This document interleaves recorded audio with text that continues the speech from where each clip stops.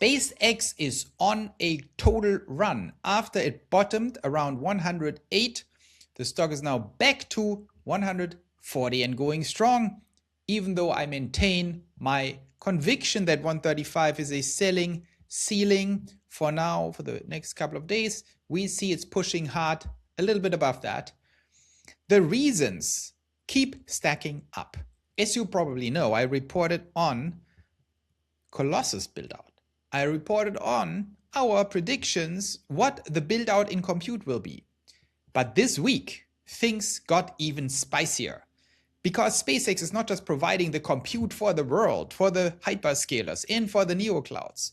SpaceX is not just building out a giant compute infrastructure on Earth and then soon in space. But if you read their IPO presentation and deck, they are talking about enterprise AI. They are talking about the big deal. They are talking about how they will replace all human labor, how they will provide digital optimists, whatever you call it. Grokbot, we are going to get into this in this video. They are working on this giant prize that we can introduce AI as a co-worker in a pragmatic way, where you have thousands or tens of thousands of people working for you, but these people will be AIs. I have discounted that until this week. I have discounted it because it was pie in the sky. We haven't seen anything that was even coming close to Claude Cowork or Codex. We had Grok built, but we didn't have anything that was compelling, and the other guys are also not that compelling. This just doesn't work yet. Things changed this week. Two important things happened. Number one, Grok 4.6, the new version of Grok came out, and that thing is hotter than anyone thought. Look at this. So this is the latest frontier model of Grok. Here compared to Fable Max, the magical mythical creature of Anthropic that got shut down by the US government because it was too dangerous and blah, blah, blah. You know the whole story. And we have ChatGPT 5.6 Sol. That is my default model right now because it's very good, to be totally frank. I'm using Grok a little bit. I'm using Fable and Opus for design. And I'm using mostly default ChatGPT 5.6 Sol. I am very non-loyal to my models because I just need the best AI and I'm testing them all the time in parallel, including DeepSeek in Pioneer Lands. Go to pioneerlands.org where we have Draupnir, the Pioneer AI system that is agentic, that does a lot of things for you. But I'm watching all these things very closely. And now we have Grok 4.6 out. And on the intelligence index and all these different benchmarks, you see dramatic developments. Grok 4.6 is nearly as good as Fable and as good as GPT 5.6 and AA Intelligence Index. I'm not going to bore you with all these different indices, but you have AA Briefcase where it leads. You have Harvey Lab Wells. It leads there too by a lot. And where it doesn't lead, Cursor Bench, for example, it's at nearly 70%, and the best one, Fable, is at 70.5%. So that's not even a big difference. And you see that thing is catching up everywhere or overtaking it. So shocking developments. It's also much cheaper, of course. It's more expensive than the Chinese models, but it's cheaper than the Anthropic and OpenAI models.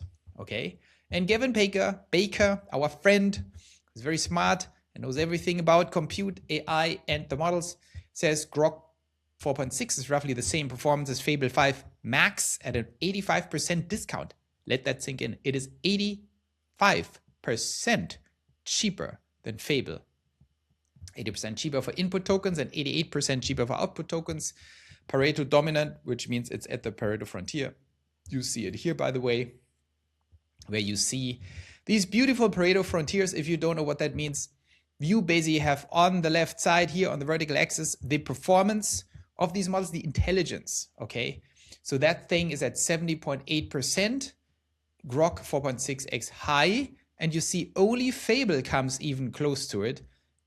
Opus can be pushed there, but Fable is a little bit better. It's right there.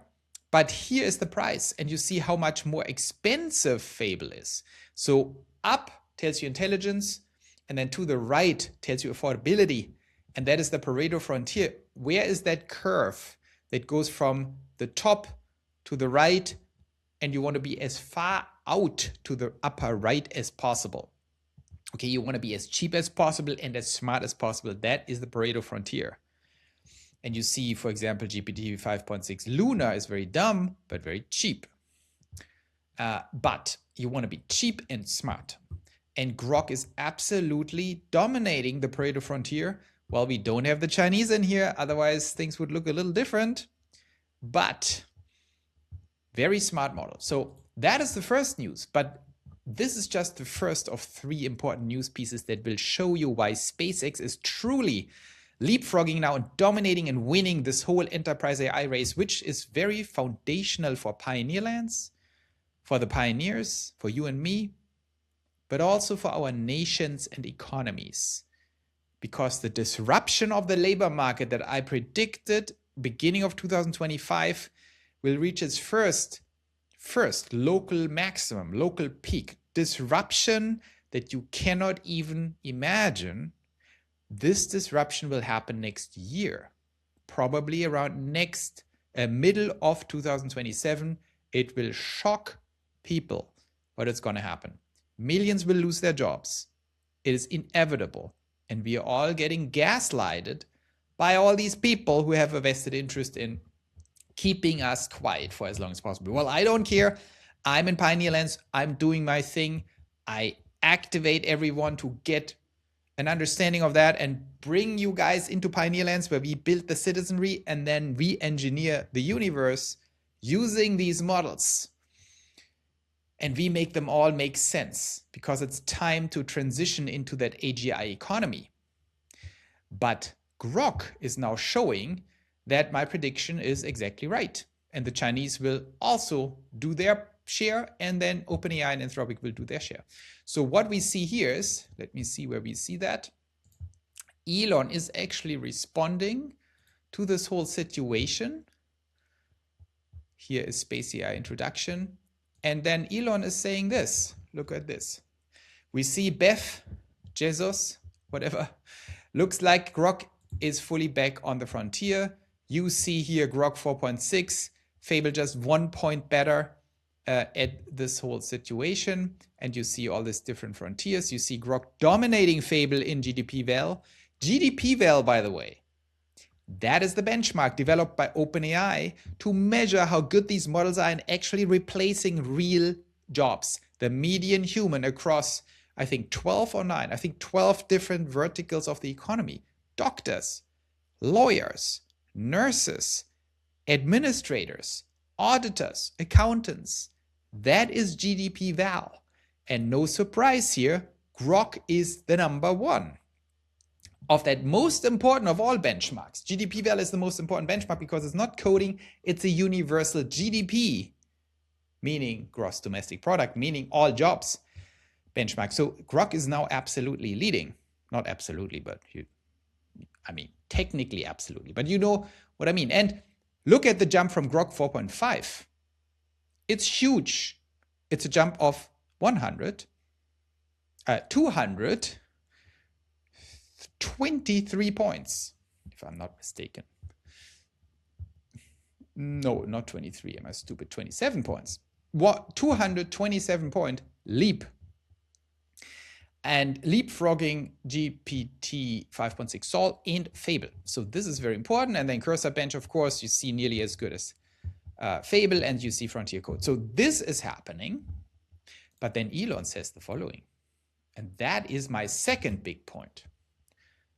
Elon says Grok 4.7, the next iteration of Grok, is significantly better than 4.6 and should be ready in 3 to 4 weeks. And if you think Elon is always late, well, he was not late when it comes to Grok, and he won't be late with Grok 4.7 unless the government intervenes.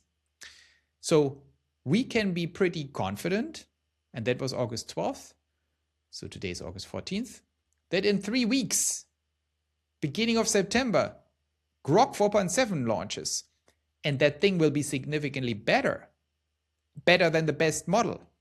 Initial training is complete, and now we are adding a massive amount of SpaceX company data and supplemental training. This will be something special. So they're adding massive amounts of engineering knowledge into that new model that is proprietary to SpaceX, and you can imagine SpaceX has a lot of knowledge. Hey, on this channel, we do something very important. We deeply analyze, understand, and predict capital, AGI, and politics. Not just to beat the markets and make a lot of money, even though that's important, but also to build a new society and make the future good for all of us, the pioneers. If you want to help me on this journey, you can do that by doing a very simple thing: like and subscribe. It helps me a lot.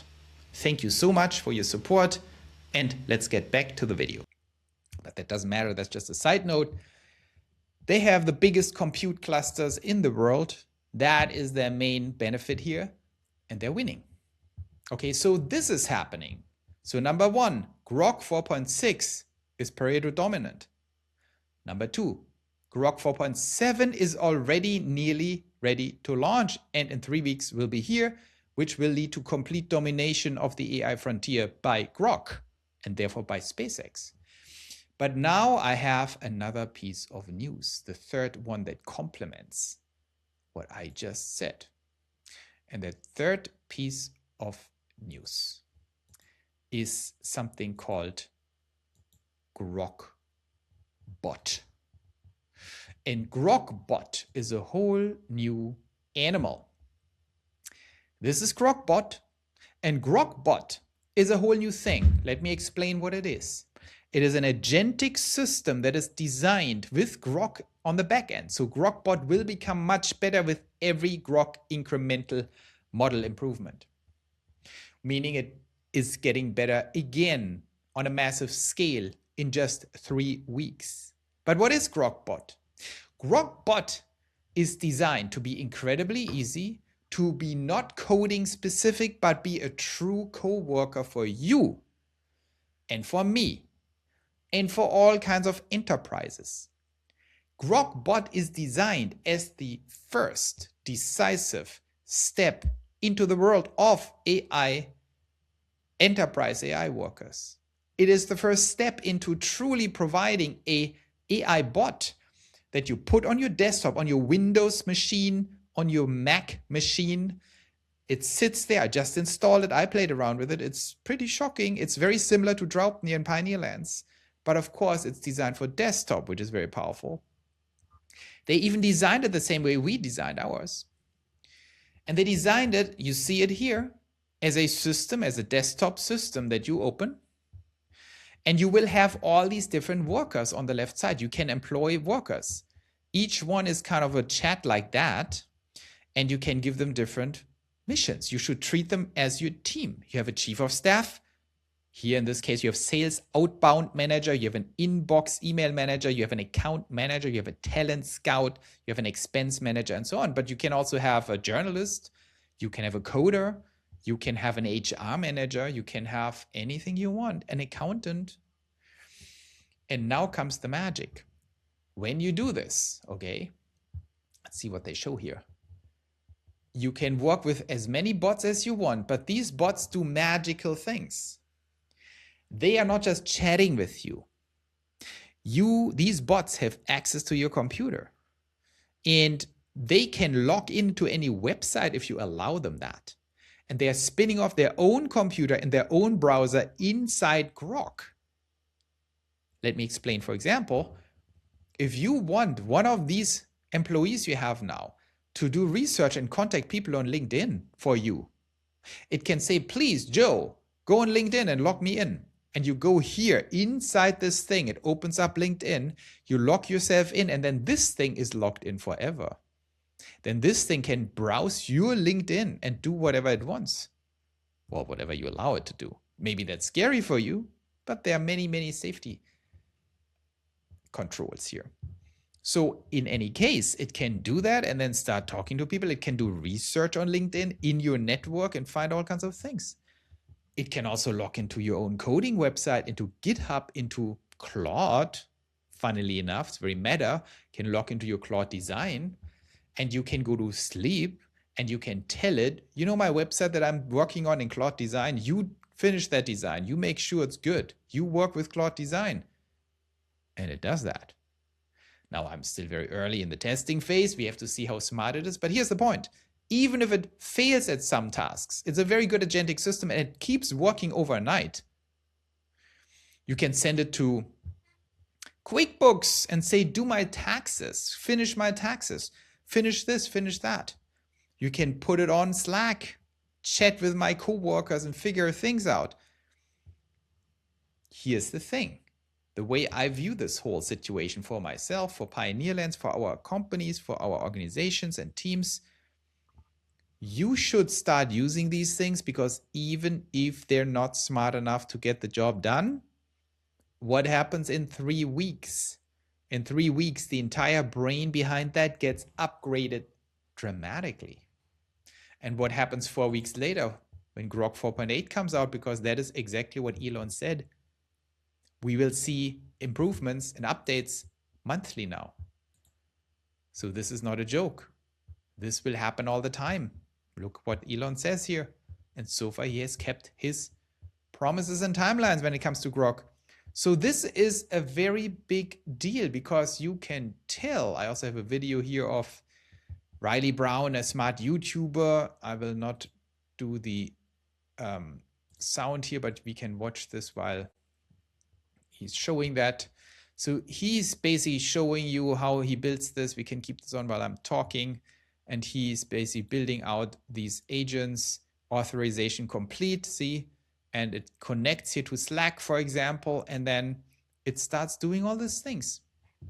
So what is so important here to understand is that GrokBot, in conjunction with the tremendous frontier capabilities of Grok, in conjunction with the tremendous Colossus build out, the training capabilities of SpaceX, is all coming together now very nicely into a tremendously powerful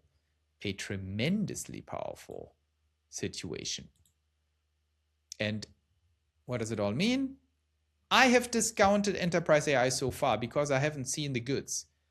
I'm still not fully pricing it into the stock, because it will take some time before we see real revenue. But if SpaceX continues at that speed and that power of churning these things out, $300 a month, by the way, per person. If they get 1 million people, they make $300 million per month. 1 million people is not a lot of people. You can get that very quickly because this is open for Earth. This is $300 million a month, and you can do the math. That is $4 billion in more or less profit. I would say at least 80% margin here per year. That's just 1 million. What if it's 10 million? Suddenly you're adding $40 billion of margin, roughly 30 billion. That is enormous stuff. And we might not end with $300 a month. It could be even more for enterprise, right? Because this is extremely valuable. If you have suddenly 200 co-workers, they're worth more than $300. So we all know that once someone cracks that enterprise situation, by the way, you can do all of that from your phone. That's the whole point, right? Once it's live, you can go on your phone and do all these things. This is the new world. You are busy having a team here and you can do this. And GrokBot could be the iPhone moment of the agentic age of work. I don't want to oversell it. We still have to test it, but I can already tell this thing is serious business because it has many elements that we try to do. But of course, we are not SpaceX in Pioneerlands in our Draupnir system, but it already was a game changer then. Now we have the whole Grok intelligence behind it. Now there will be competition. We can replicate this whole system in Draupnir in Pioneerlands. It's not too hard to do that once this is established, right? With the Chinese models, we have more privacy with that and so on and so forth. But the fact that SpaceX can pull this off is a huge, huge deal. So I am officially now saying SpaceX is entering the enterprise AI space with a very strong first move. If the intelligence keeps improving at the speed it does right now, this could truly become, by end of this year, a very big deal and makes me even more bullish on SpaceX. So I hope that was interesting. Let's take one last look at SpaceX shares, where they are today. They're doing probably well. They had a little bit of a down day, but they are down now only 1%, I'm just seeing here. So that is pretty interesting news. They were down much more and recovering very nicely. Tesla also doing fine, is now positive. So SpaceX still, fighting that 135 hurdle where the selling pressure is intense. I think it might struggle here at that area for another week or a few days next week, and then is free to run once we have the selling behind us. So let's see what happens. We have to follow this AI frontier business. It's huge. Go to pioneerlens.org. The weekly brief is dropping on the weekend, where we cover the AI frontier. We cover Micron, NVIDIA, Tesla, SpaceX, the stocks, with all the things that are happening. And we always have a politics section to see how the world reacts to that AI revolution, so we are prepared for what is to come. I hope that was interesting, and see you tomorrow.